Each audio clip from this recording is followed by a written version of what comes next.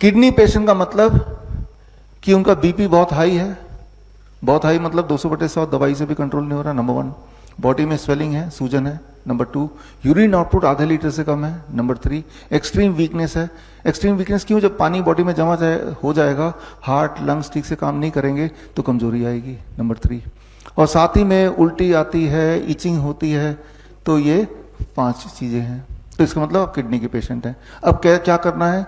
ये time as medicine, food as medicine and 0 volt, ये तो करना ही करना है सभी को।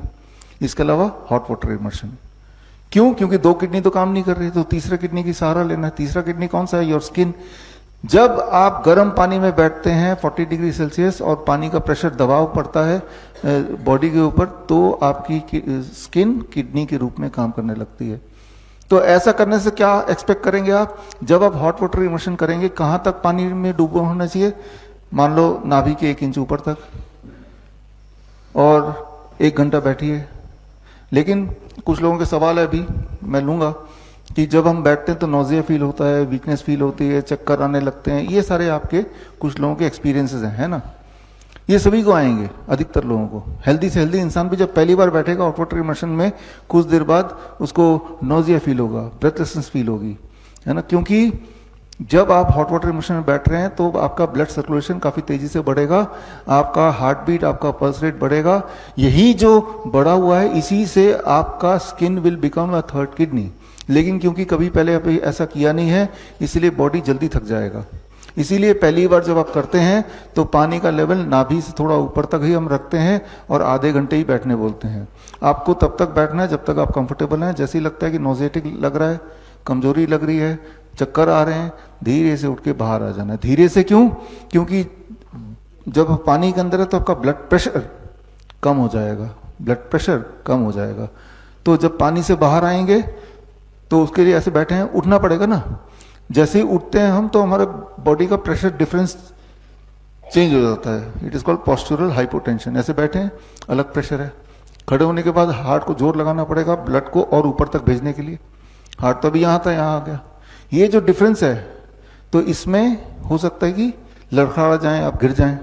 तो सोच समझ के धीरे धीरे पकड़ के फिर बैठ के निकल के सहारे से बाहर जाके बैठ जाओ 2-4 मिनट। अब आपकी बॉडी की रिदम बाहर के हिसाब से हो गई, आउटसाइड एनवायरमेंट, पानी के इनसाइड एनवायरमेंट से आउटसाइड एनवायरमेंट।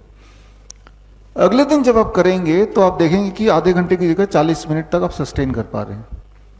उसके अगले दिन देखेंगे कि और ज्यादा सस्टेन कर पा रहे हैं। तो इस तरह से धीरे धीरे आपकी कैपेसिटी बढ़ेगी। जैसे जब आप जिम में नए नए जाते हैं तो पहले दिन आप उतना कुछ नहीं कर पाते, लेकिन जब रोज करते हैं तो धीरे धीरे स्टेमिना बढ़ती रहती है, हर दिन बढ़ती है ना। तो आपको क्या करना है? आपके सवाल का जवाब है हॉट वाटर इमर्शन।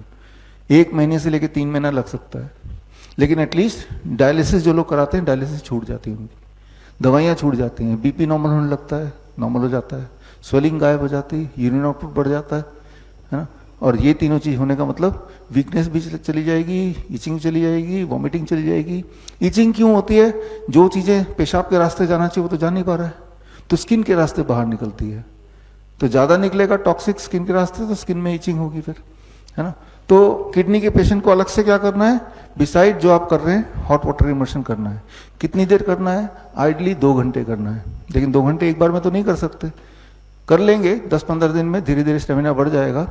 और जब जैसे स्टेमिना बढ़ेगा, पानी का लेवल भी बढ़ाते जाना है। इतने पानी में बड़ी तेजी से काम करता है, लेकिन इतने पानी में पहले दिन बैठेंगे तो आप उतनी देर बैठ नहीं पाएंगे, है ना, क्योंकि पानी का दबाव इतना होता है कि आपको अनकंफर्टेबल लगेगा, है ना। तो इस तरह से करना है आपको। बड़ी से बड़ी बीमारी का आसान से आसान इलाज घर बैठे ही हो सकता है। अधिक जानकारी के लिए कांटेक्ट करें nearest doctor BRC clinic @home।